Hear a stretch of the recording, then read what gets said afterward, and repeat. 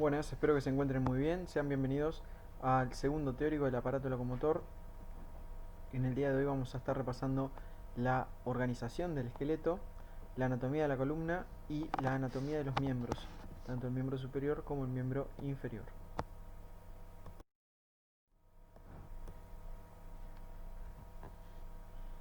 El esqueleto humano forma parte del aparato locomotor y está formado por 206 a 208 huesos y se van a distribuir en distintas formas a lo largo de la economía.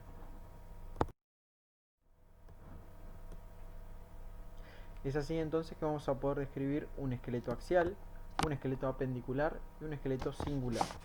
El esqueleto axial está formado por los huesos que se encuentran en la línea media, dígase de superior a inferior, el cráneo, el hueso hyoides, la columna, por su segmento cervical, torácico, lumbar y sacro. Por otro lado tenemos el esqueleto apendicular, el cual está constituido por los huesos del miembro superior y del miembro inferior que vamos a repasar en un ratito. El esqueleto que vincula el esqueleto axial con el apendicular se denomina esqueleto singular. Es así que el esqueleto que forma la cintura escapular va a ser el esqueleto que va a contactar el esqueleto del miembro superior con el esqueleto axial y está dado por la clavícula y la escápula. Por otro lado, el esqueleto singular inferior o la cintura pelviana está formada por el hueso coxal y su función es la de conectar, unir, vincular el esqueleto del miembro inferior con el esqueleto axial.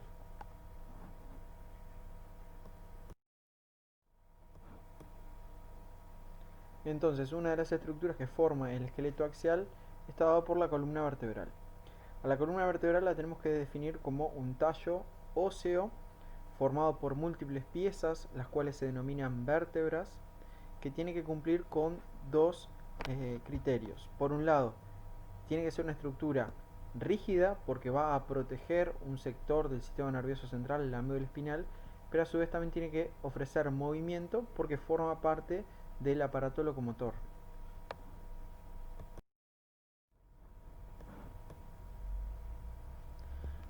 La columna vertebral se encuentra en la línea media, en el sector más posterior del tronco. Va a articular hacia arriba con un hueso del cráneo, con el hueso occipital, y hacia abajo va a transmitir el peso articulando por medio de la articulación sacroilíaca con el esqueleto de la pelvis, con el coxal. Sus funciones en grandes rasgos son tres. Por un lado, el sostén del peso corporal, la transmisión del mismo. Por el otro lado, va a proteger, como decíamos, un sector del sistema nervioso central, la médula espinal, que va a estar dentro del conducto raquídeo. Y por otro lado, tiene que permitir el movimiento, y esto lo hace gracias a las articulaciones que vinculan las distintas piezas que conforman la columna, que como dijimos se llaman vértebras.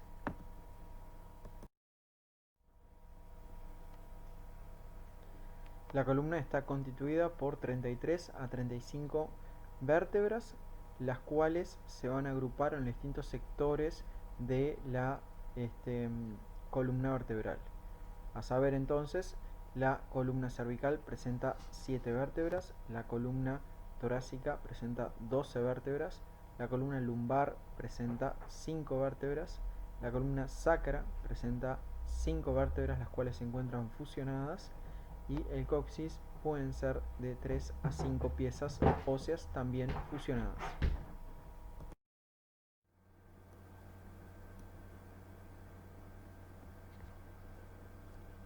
La anatomía de las vértebras cervicales, torácicas y lumbares las podemos sistematizar de la siguiente forma. Están compuestas por un sector anterior más voluminoso denominado el cuerpo vertebral y un sector posterior denominado el macizo apofisario o el arco neural, el cual va a presentar múltiples salientes. Presenta una saliente hacia la línea media en el sector posterior, que se denomina apófisis espinosa. Presenta salientes hacia el sector más lateral, que constituyen las apófisis transversas. Y presenta salientes hacia arriba y hacia abajo, que son las apófisis articulares. A su vez, el macizo apofisario está unido al cuerpo vertebral por el pedículo. El sector de la vértebra que queda entre la apófisis espinosa y la apófisis transversa recibe el nombre de lámina. Entre el macizo apofisario y el cuerpo delimitan el agujero vertebral o foramen raquídeo, el cual está continuado por la superposición de las vértebras, dando origen al conducto raquídeo, el cual aloja a la médula espinal.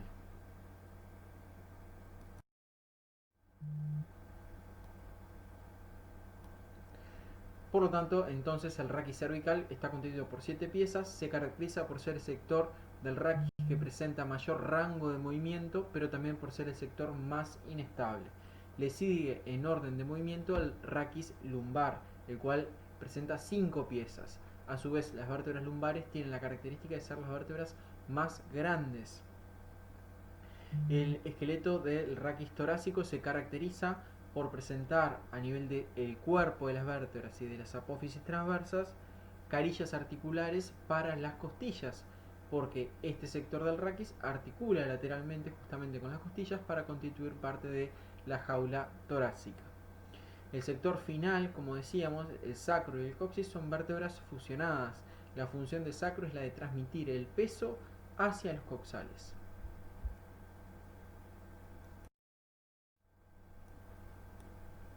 Acá vemos una imagen donde se muestran diferentes tipos de vértebras. Vamos a jerarquizar que una vértebra tipo va a presentar un sector anterior más grande que constituye el cuerpo vertebral y un sector posterior constituido por múltiples salientes que se denomina arco neural o macizo apofisario. Hay determinadas características que nos sirven para distinguir las vértebras en sus distintos sectores. Por ejemplo, las vértebras cervicales, que pueden ver en la imagen arriba a la derecha, van a presentar el tamaño de su cuerpo va a ser el menor dentro de todas las vértebras. A nivel de las apófisis transversas, como pueden ver, lateralmente al cuerpo vertebral presenta una serie de orificios que llaman los forámenes transversos, por los cuales transita la arteria vertebral. Dos vértebras que escapan a la descripción clásica a nivel del raquis cervical están constituidas por el axis y por el atlas. Como ustedes ven, el axis es la segunda vértebra cervical y presenta en su sector, en el sector superior del cuerpo, presenta una saliente ósea que se llama el diente o la apófisis odontoides, que va a articular con el sector anterior, el arco anterior de la primera vértebra cervical, la cual se llama el atlas, y es la que tienen a la derecha del axis en la imagen. Ven como el atlas tiene una morfología diferente, no hay un cuerpo vertebral, sino que está formado por dos masas laterales reunidas por un arco anterior y un arco posterior. Otra diferencia que tienen las vértebras cervicales con respecto al resto de las vértebras es que en su sector posterior las apófisis espinosas son bífidas, ¿sí? Presentan dos vertientes. Las vértebras torácicas se caracterizan por presentar, tanto a nivel de la cara lateral del cuerpo como de la apófisis transversa, carillas articulares para las costillas. Y otra característica particular que tienen las vértebras torácicas es que su apófisis espinosa, el sector más posterior de la vértebra, tiene una dirección hacia atrás y hacia abajo, es bien oblicua. Por otro lado, pueden ver abajo y a la derecha de la imagen las vértebras lumbares. Las vértebras lumbares tienen la característica de presentar el cuerpo más voluminoso. Miren, comparen con las otras vértebras y van a ver que el cuerpo de la misma es más grande. A su vez, las apófisis también son más voluminosas y la apófisis espinosa de estas vértebras tiene una dirección horizontal. Es robusta y horizontal y va a permitir la inserción de las masas musculares de los músculos erectores del raquis.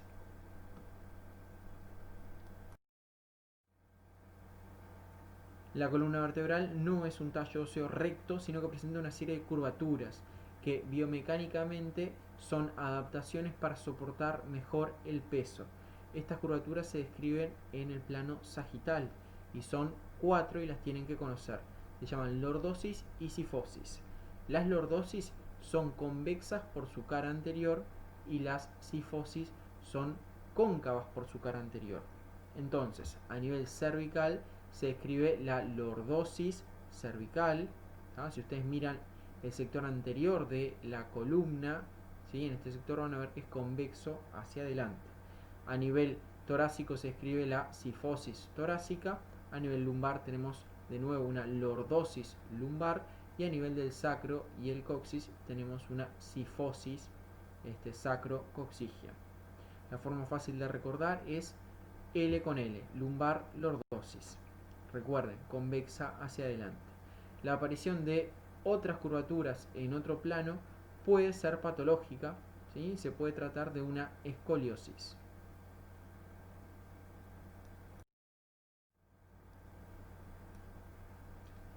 Las curvaturas del tipo de las cifosis son curvaturas primarias.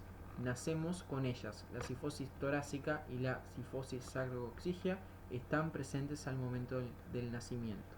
En cambio, las curvaturas que son lordosis se llaman secundarias o adquiridas porque las mismas se desarrollan frente a determinados hitos de la vida. La primer curvatura lordótica que aparece es la cervical, la cual más o menos aparece alrededor de los 3 meses de vida extrauterina y está dado por el desarrollo de la musculatura de la nuca y la posibilidad de lograr el sostén cefálico.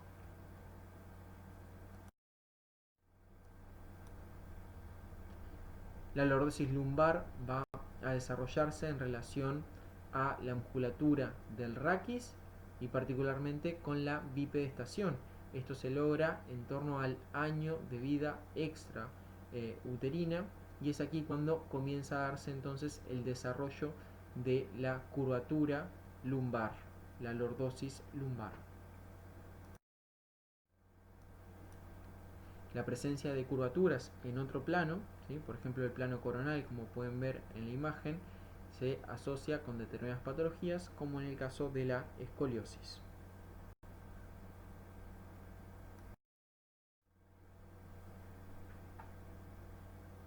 Una vértebra con otra vértebra va a tener movimiento gracias a la existencia de articulaciones entre ellas.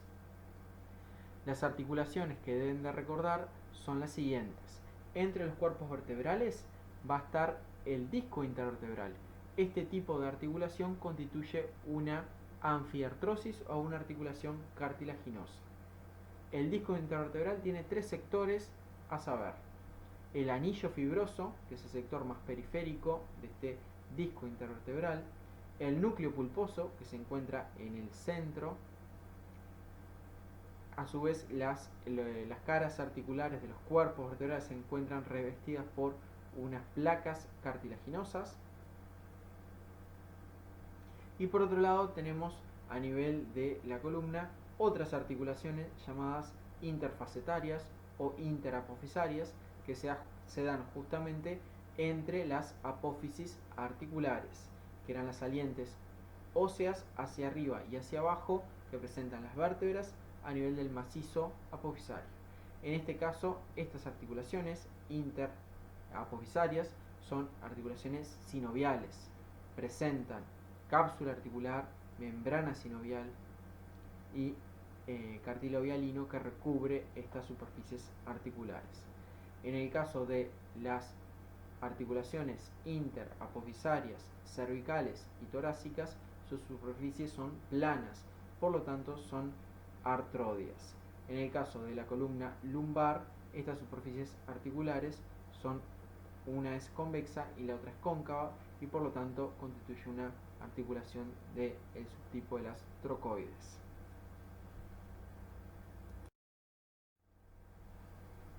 Como decíamos entonces, las articulaciones permiten el movimiento de la columna. En cambio, los ligamentos van a limitar el movimiento.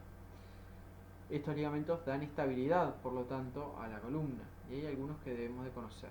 El ligamento vertebral común anterior o longitudinal anterior se extiende desde el sector anterior del foramen magno del occipital y se va a ir insertando en cada uno de los cuerpos vertebrales por el sector anterior.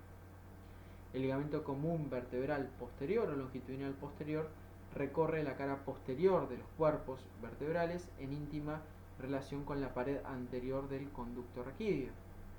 Y por último vamos a tener una serie de ligamentos en íntima relación con el macizo apofisario, como el ligamento interespinoso y supraespinoso, que están en relación con estas salientes óseas del macizo apofisario.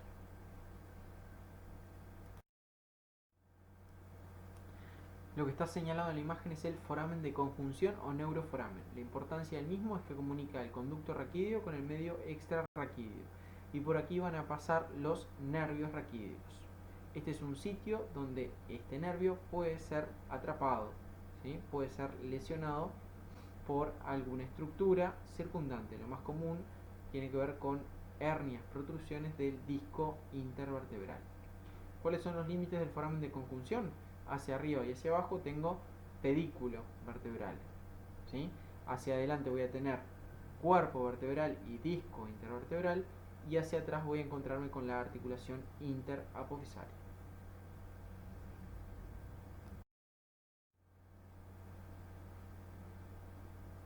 La columna, por lo tanto, gracias a la sumatoria de cada una de estas articulaciones entre las vértebras, va a tener un gran rango de movimiento, permitiendo la flexión, extensión, la rotación y la inclinación del raquis. Dejamos la anatomía de la columna para centrarnos en la segunda parte de este teórico, en el cual vamos a hablar de la anatomía del aparato locomotor enfocada en los miembros, tanto el miembro superior como el miembro inferior. Debemos de recordar cómo está constituido el aparato locomotor: por un eslabón pasivo, un eslabón activo y un eslabón trófico. Recuerden que el eslabón pasivo son los huesos y las articulaciones, el eslabón activo son los músculos, y el eslabón trófico va a estar constituido por los vasos, sean arterias, venas, linfáticos, más los nervios. Entonces, todas estas estructuras vamos a ir repasando a lo largo de las siguientes diapositivas en relación a los miembros.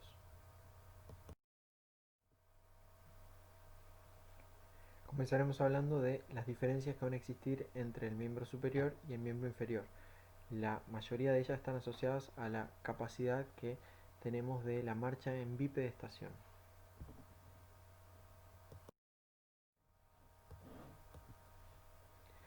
Por lo tanto, el miembro inferior va a ser el miembro del apoyo, va a perder movilidad para ganar estabilidad con respecto al miembro superior. Esto hace que las logias musculares y los huesos sean más voluminosos a nivel del miembro inferior.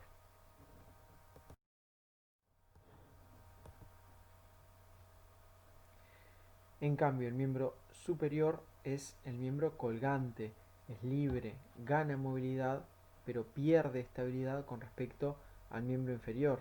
Las logias más proximales del miembro superior están al servicio de la mano. La mano tiene ciertas capacidades que nos diferencian como especie, como el hecho de poder realizar la pinza digital.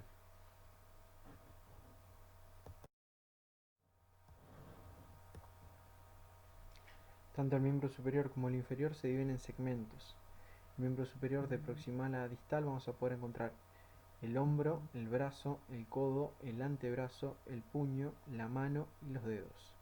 En cambio, en el miembro inferior vamos a encontrar la región de la cadera, el muslo, la rodilla, la pierna, el tobillo, el pie y los dedos. Estas van a ser las regiones que van a estar constituidas por las partes blandas que se encuentran alrededor del marco óseo.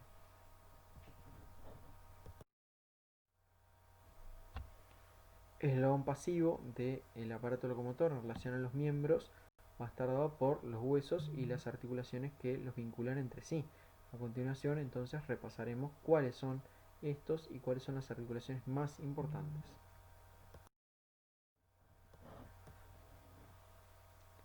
Los huesos que se encuentran tanto en el miembro superior como en el miembro inferior pertenecen al esqueleto apendicular. La mayoría de ellos son huesos largos, encontrando solamente huesos cortos a nivel de la mano ósea y del pie óseo. Van a estar unidos al esqueleto axial por medio del esqueleto singular superior o inferior respectivamente en relación al miembro superior e inferior. El esqueleto singular superior, la cintura escapular, va a estar formada por la clavícula y la escápula.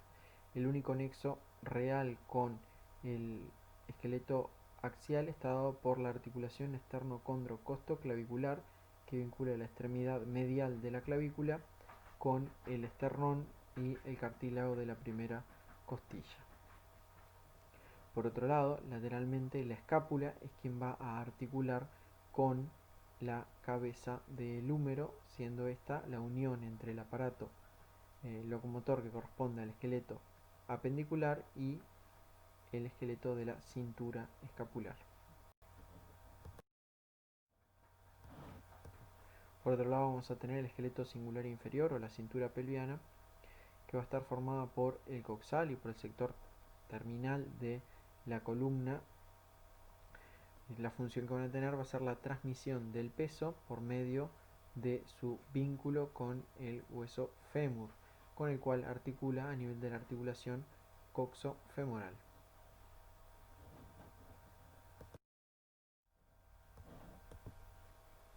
El esqueleto apendicular del miembro superior está constituido por una serie de huesos, como dijimos que la mayoría son huesos largos. En primer lugar vamos a encontrar con el esqueleto del brazo, que corresponde al hueso húmero, el cual articula proximalmente con la escápula a nivel de la articulación escápulo-humeral. Distalmente el húmero articula tanto con el radio como el cúbito en la articulación del codo. El radio y el cúbito son los huesos del antebrazo, los cuales se mantienen vinculados gracias a las articulaciones radiocubitales, los cuales facilitan el movimiento de pronosupinación. Distalmente de estos dos huesos, solamente el radio es quien va a articular con los huesos de la mano. El cúbito no articula con huesos de la mano. Esta articulación se llama radiocarpiana, porque va a intervenir la extremidad distal del radio y dos huesos del carpo.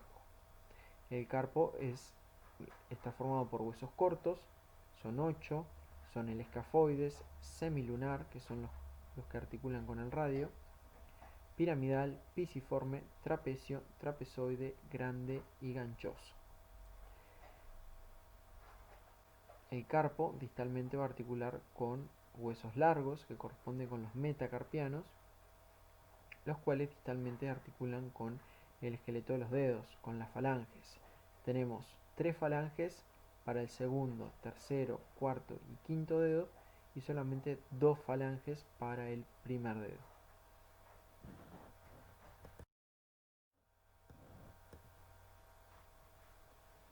Por otro lado tenemos el esqueleto del miembro inferior. Como dijimos, la unión entre el esqueleto singular y apendicular va a estar dado a nivel de la articulación de la cadera o coxofemoral. El hueso del muslo es el fémur. El fémur va a presentar una extremidad proximal, que es la que articula, como decíamos, con el coxal, y una extremidad distal que va a articular con la tibia, que es uno de los huesos que va a estar a nivel de la pierna. Además de articular con la tibia hacia abajo, también la extremidad inferior del fémur va a articular con la patela o rótula. El otro hueso que forma parte del esqueleto de la pierna está dado por el peroné. El peroné articula hacia arriba con la tibia por su extremidad proximal, y lo mismo sucede a nivel de su extremidad inferior. Tanto la tibia como el peroné distalmente van a articular con uno de los huesos que forma parte del pie óseo. Así como en la mano tenemos los huesos del carpo, a nivel del pie óseo vamos a encontrar los huesos del tarso, los cuales son el astrágalo, calcáneo, navicular, cuboides y los 3 huesos cuneiformes. Distalmente estos huesos del tarso van a articular con los metatarsianos, que son los homólogos a los metacarpianos pero a nivel del pie, y finalmente vamos a tener las falanges, que cumplen el mismo criterio con respecto al miembro superior. Hay 2 falanges a nivel del primer dedo y hay 4 a nivel de los otros 4 dedos. Vamos a tener 3 falanges. Recuerden que los huesos del tarso, al igual que los huesos del carpo, son huesos cortos.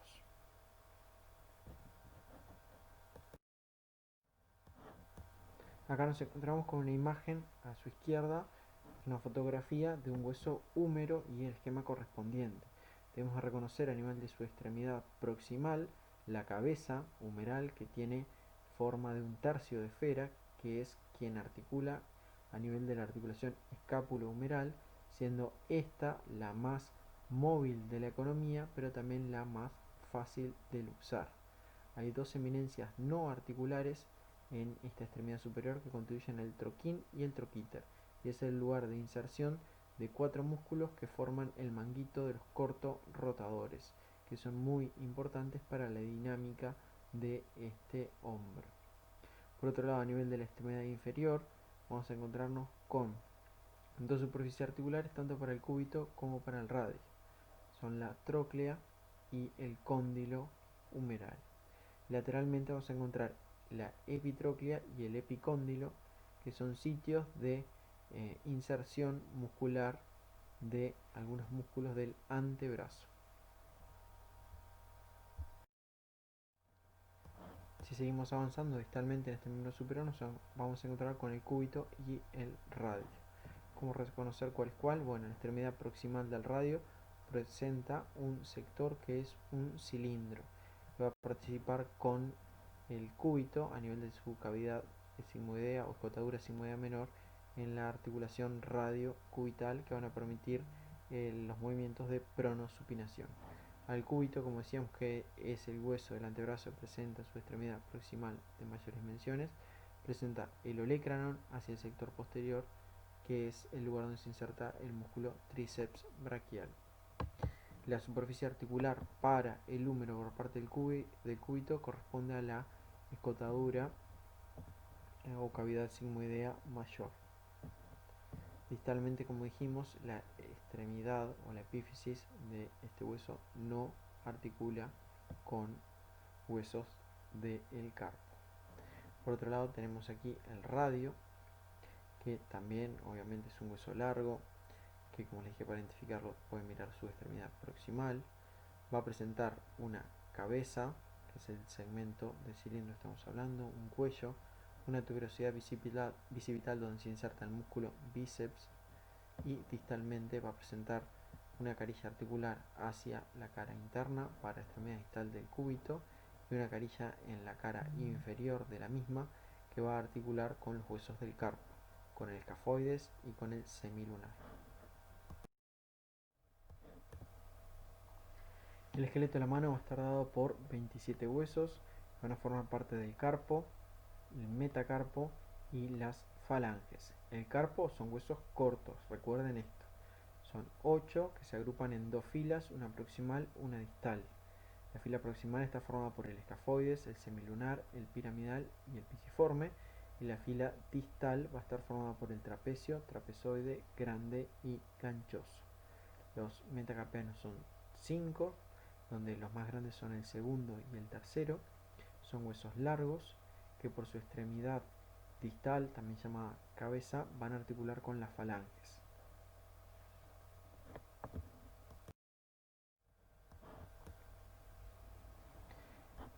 Ahora repasaremos la osteología del miembro inferior. El primer hueso que tenemos que destacar es el fémur. El fémur, como ven, tiene ciertas similitudes con el hueso húmero. El fémur va a articular con el hueso de la cadera, con el coxal, a través de la articulación coxofemoral. La superficie articular que se ofrece del fémur para esta articulación es, como pueden ver, 2/3 de esfera, y es la cabeza femoral, la cual se mantiene unida al resto de la extremidad superior por medio del cuello. Aquí vemos dos eminencias, una más grande y hacia afuera y una más pequeña hacia adentro, constituyen el trocánter mayor y menor, donde se insertan músculos que relacionan el tronco con el muslo. La extremidad distal, como dijimos, va a formar parte de la articulación de la rodilla, articula a nivel de la tróclea con la rótula patela, y a nivel de los cóndilos femorales va a articular con la tibia.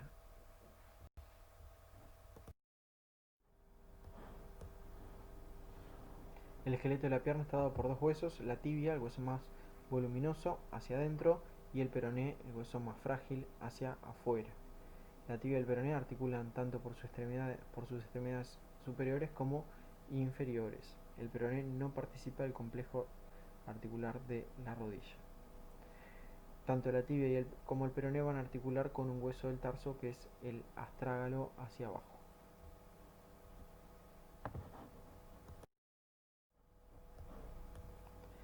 El sector distal del miembro inferior constituye al pie óseo.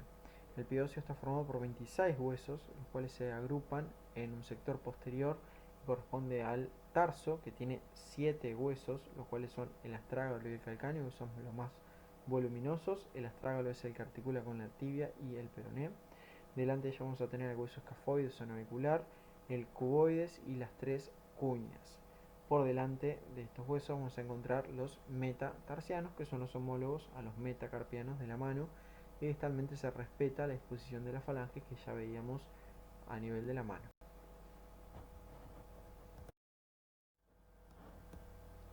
El eslabón activo de este aparato locomotor, como habíamos visto, corresponde a los músculos y los tendones, los cuales actúan imprimiendo movimiento sobre estas palancas articulares.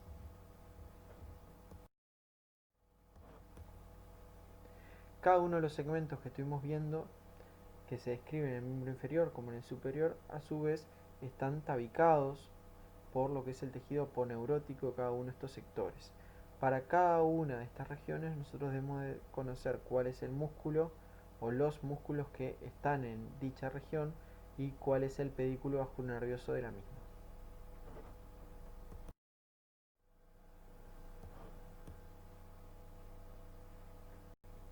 Acá hay un esquema donde tenemos que recordar esto para saber la organización general en relación a los compartimentos musculares del miembro superior. Y es que todos los músculos que se encuentren delante de la articulación que ustedes quieran del miembro superior van a ser flexores. Ahora, todos los músculos que están por detrás del esqueleto del miembro superior van a ser extensores.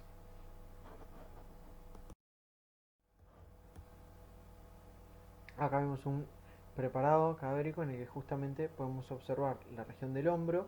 Una de las regiones del hombro va a ser la región axilar, la cual es la más importante del miembro superior, y lo es porque por ella ingresa el pedículo vasculonervioso del miembro superior hacia este.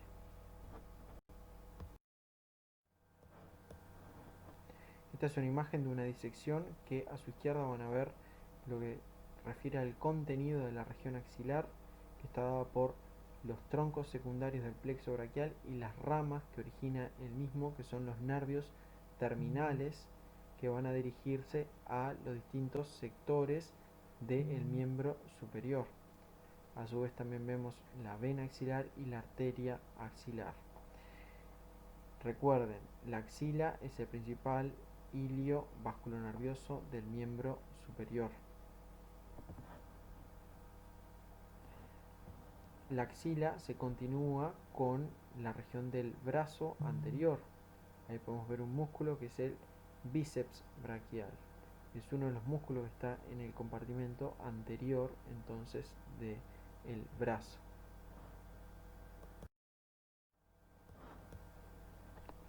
Si descendemos un poquito más, ahora nos vamos a encontrar con las partes blandas ubicadas delante de la articulación del codo, es el pliegue del codo, donde podemos ver, por ejemplo, el músculo bíceps con su inserción, y por dentro el mismo, a nivel del canal bicipital interno, vamos a encontrar que la arteria humeral va a dirigirse al antebrazo, lo mismo que el nervio mediano, y las venas colaterales van a hacer el trayecto inverso, comunicando entonces el brazo con el antebrazo.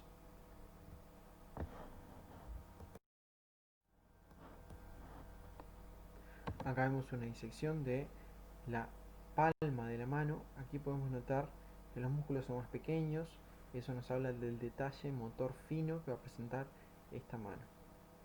A su vez aquí podemos ver los músculos en relación al primer dedo, que están en la región tenar. Los músculos se encuentran en relación al quinto dedo, y están en relación a la región hipotenar.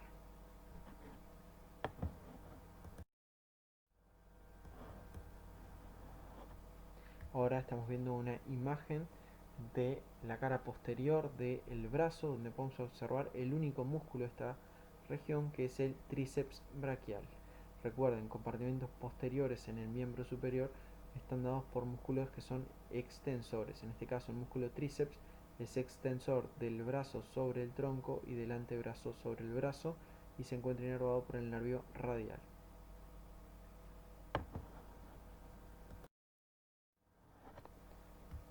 En la cara posterior del antebrazo sucede exactamente lo mismo. Los músculos que se encuentran en esta región se van a dirigir hacia la mano o hacia los dedos y van a ser extensores y por pasar detrás de la articulación, por ejemplo, en ese caso de la muñeca.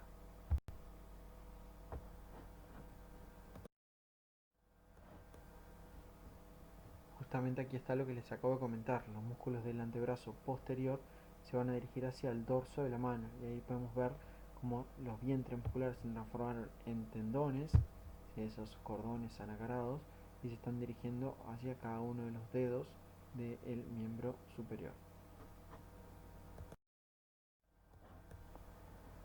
En el miembro inferior es diferente. Los músculos que están por delante no siempre son flexores y los músculos que están por detrás no siempre son extensores, que era lo que sucedía en el miembro superior, sino que aquí las logias musculares están intercaladas.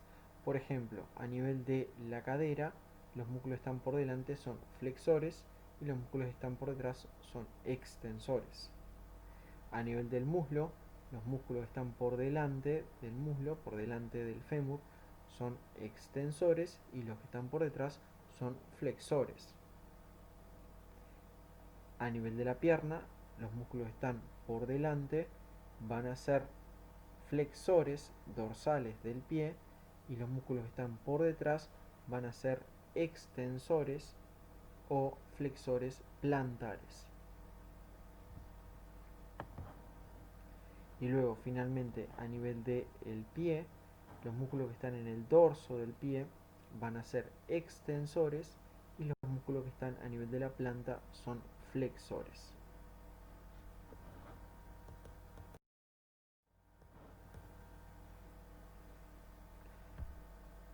Aquí tenemos el compartimento anterior de los músculos de la cadera, lo que corresponde con la región inguinocrural. Aquí ustedes pueden ver que en esta región se ubica una vena, una arteria y un nervio en ese orden de adentro hacia afuera. Es la vena femoral, la arteria femoral y el nervio femoral. A diferencia de lo que sucede con el miembro superior, donde todos los elementos musculares y nerviosos ingresan al miembro por la axila, en el miembro inferior están divididos. Algunos ingresan por la región inguinocrural, otros ingresan por la región obturatriz y otro por la región glútea, que son las tres regiones que forman parte de la cadera.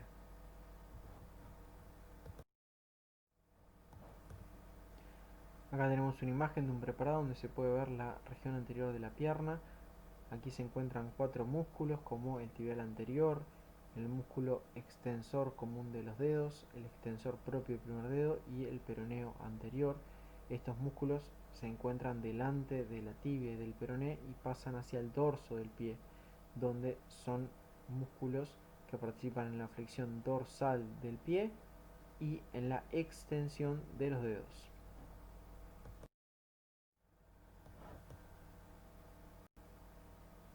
Aquí tenemos una imagen de un preparado donde se puede ver una disección del dorso del pie, son las partes blandas por encima de los huesos que forman el pie.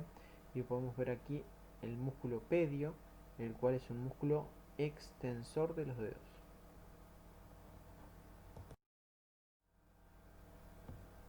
Repasemos ahora las regiones posteriores de este miembro inferior.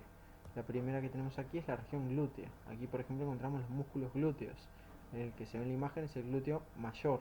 Es el músculo más potente del cuerpo humano, es un músculo antigravitatorio y participa en la extensión de la articulación de la cadera. Aquí podemos ver uno de los nervios que ingresan al miembro inferior a nivel de su cara posterior, es el nervio ciático. Recuerden que a nivel del miembro inferior existen tres hilios vasculonerviosos.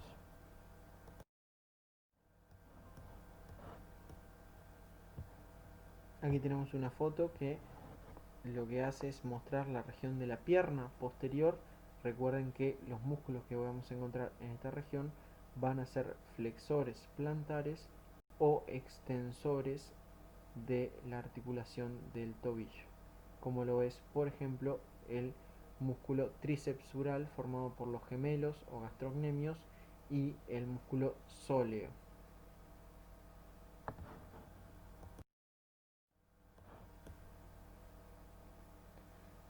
Pasamos ahora a hablar del eslabón trófico. Tienen que recordar que la nutrición tanto de los músculos como de los huesos está asegurada por un sistema de vascularización arterial. A su vez, la recolección, el drenaje de los desechos se va a hacer a través de lo que son estructuras venosas y el excedente se hace a través del sistema linfático. Por otro lado, el impulso nervioso tiene que llegar a los determinados músculos, por ejemplo, para hacer que los mismos se contraigan, y esto lo hace gracias a la existencia de los nervios periféricos.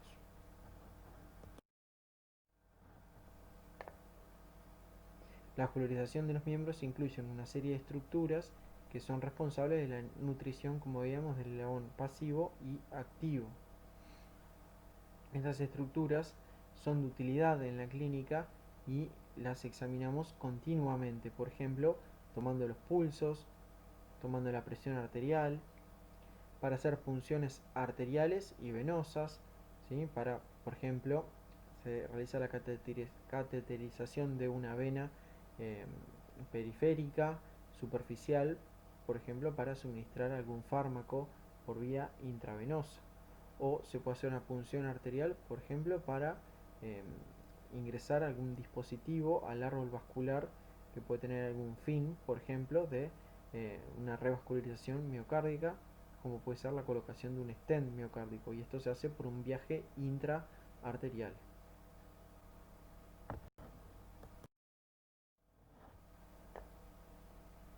El hilio del miembro superior corresponde a la axila. ¿Qué quiere decir esto? Que a nivel de la región axilar, que era una de las regiones del hombro, yo voy a tener que las estructuras vasculares y nerviosas ingresan por la misma. Ese es el hilio del miembro superior. ¿Qué estructuras son? Bueno, son estructuras nerviosas, arteriales, venosas y linfáticas. La que me interesa que conozcan es, en primer lugar, la nerviosa. Los troncos primarios del plexo braquial, que están formados por las raíces nerviosas de C5 a T1, ingresan a la región axilar, se dividen para formar los troncos secundarios y lo mismo van a dar origen a los ramos terminales del plexo braquial. Todo esto, ¿dónde ocurre? En la axila, y de ahí la importancia.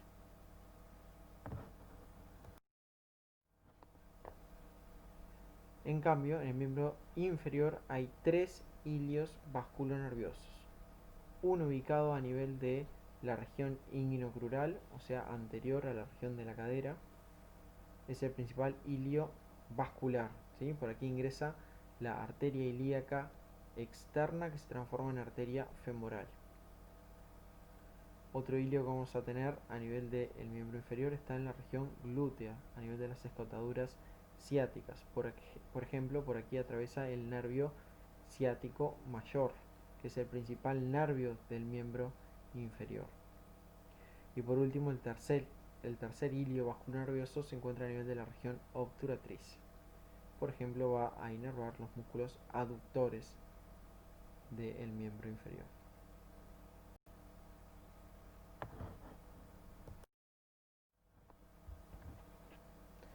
Algunas maniobras clínicas que se realizan habitualmente frente a un paciente es la toma del pulso. La toma del pulso se puede hacer, como ven en la imagen de abajo, a nivel del canal de pulso, que queda ubicado entre dos músculos del antebrazo, el transupinador largo y el palmar mayor. ¿Sí? Este es el sitio donde se puede tomar el pulso de la arteria radial. ¿tá? Hay muchos, ¿sí? Para cada una de las arterias yo puedo ir a palpar un lugar específico, ¿tá? Para ver si la misma presenta o no pulso. ¿tá? Esto nos puede hablar, por ejemplo, de una patología cardiovascular, sea a nivel de el corazón o puede ser a nivel de un vaso periférico.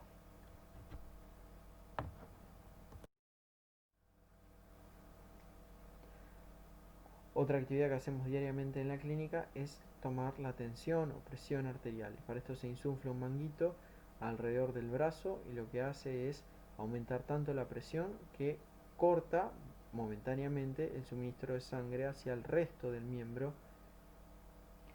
Una vez que nosotros aflojamos la presión de este manguito, llega un momento que la presión dentro de las arterias vence a la presión del manguito y ahí es donde nosotros encontramos la presión sistólica. Para esto tenemos que apoyar la campana del estetoscopio justamente en el trayecto de la arteria humeral.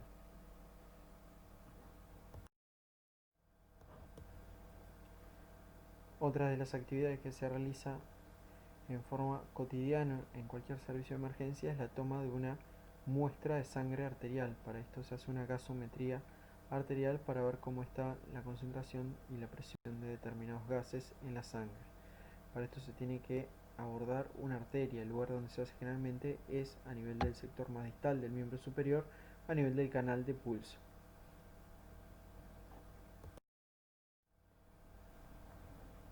Otro punto importante y bastante frecuente justamente es la extracción de sangre para determinado estudio, y esto se hace mediante el abordaje de alguna de las venas superficiales que nosotros estuvimos hablando, especialmente alrededor del pliegue del codo donde encontramos la M venosa.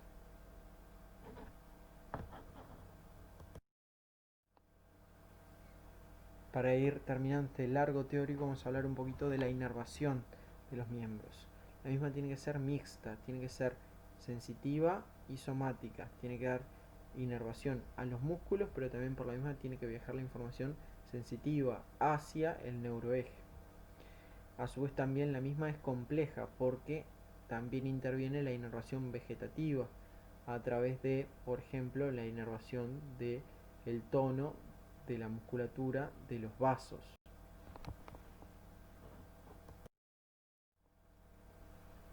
La inervación motora obviamente es la que nos va a permitir la ejecución del movimiento, va a permitir que el impulso nervioso se desplace, ¿sí? Por ejemplo desde la corteza cerebral, siguiendo un trayecto a nivel del neuroeje, saliendo por la médula espinal, formando un nervio raquídeo que va a dirigirse a determinado grupo muscular y va a llevarlo a la contracción.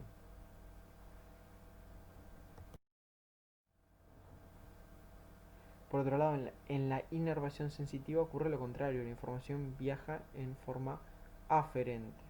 Entonces, cualquier receptor ubicado a nivel de la piel puede ser estimulado mediante determinados estímulos y el mismo va a determinar que comience un impulso nervioso que justamente lleve esta información desde la periferia hasta el neuroeje, la médula espinal, las estructuras profundas del encéfalo y llegar a la corteza cerebral, lugar en que esta información se va a hacer consciente y por lo tanto yo voy a conocer, por ejemplo, las características de un objeto que yo esté tocando en ese momento. A su vez también la inervación sensitiva se puede clasificar como superficial y profunda. La superficial es la que se origina en receptores a nivel de la piel,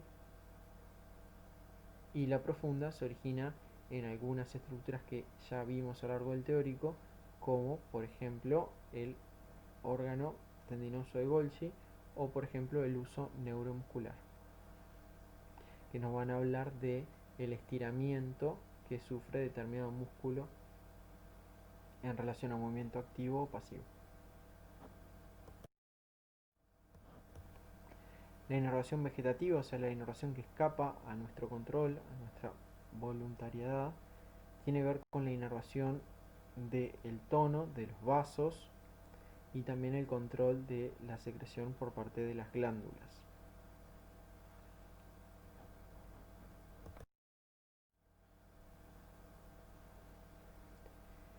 Entonces tenemos que la información tiene que viajar hacia la médula o desde la médula. Ahí tiene una imagen que corresponde a una laminectomía en donde se puede ver este cordón blanquecino que corresponde a la médula, del cual se originan a un mismo nivel múltiples raíces que se van a reunir para formar un nervio raquídeo. Este nervio raquídeo es el que posteriormente va a formar plexos, luego va a formar ramos terminales o colaterales que van a llegar a la estructura en cuestión.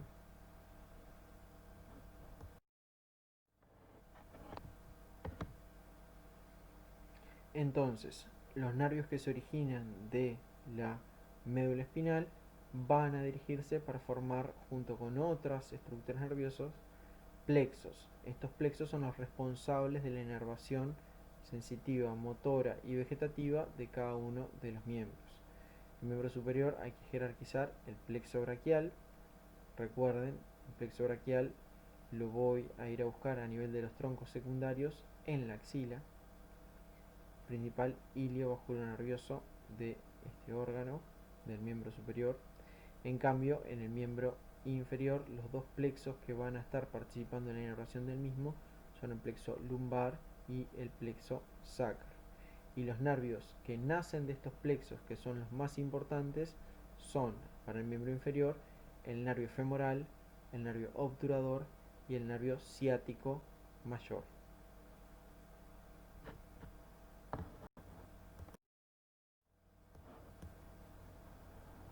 Bien, hemos llegado al final y creo que esta tablita resume mucho de lo que estuvimos hablando y se las pongo en manera de en suma. Entonces, ¿qué diferencias hay entre el miembro superior y el miembro inferior? El miembro superior es más móvil, está dotado de mayor movilidad, lo cual lo vuelve más inestable. De hecho, las dos principales articulaciones que se luxan, ¿sí? O sea que pueden perder sus relaciones anatómicas, son la articulación del hombro y la articulación del codo. En el miembro superior, todos los músculos que están delante del esqueleto son flexores, todos los que están por detrás son extensores. En el miembro inferior esto no sucede, sino que las logias musculares están intercaladas. En el miembro superior hay un hilio vasculonervioso que se encuentra a nivel de la axila, o sea, todos los elementos importantes ingresan al miembro superior por la axila. En el miembro inferior, los elementos que nombramos, ¿sí? La arteria femoral, la vena femoral, el nervio ciático mayor o el nervio obturador, ¿tá?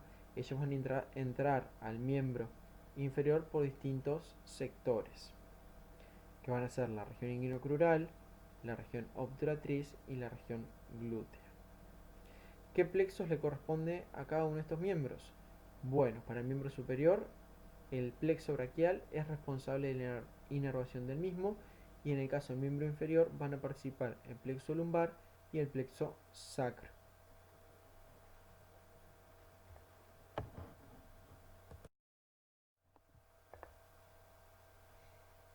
Hemos llegado al final. Es un teórico absolutamente largo. Cada uno de los temas que están en él de por sí podrían ser una clase. La idea es que tengan conceptos generales del aparato locomotor, tanto del miembro superior como del miembro inferior. Pueden realizar las dudas que tengan, las pueden enviar por el EVA, o las vamos a poder resolver en la clase que vamos a tener por la plataforma Zoom la semana próxima.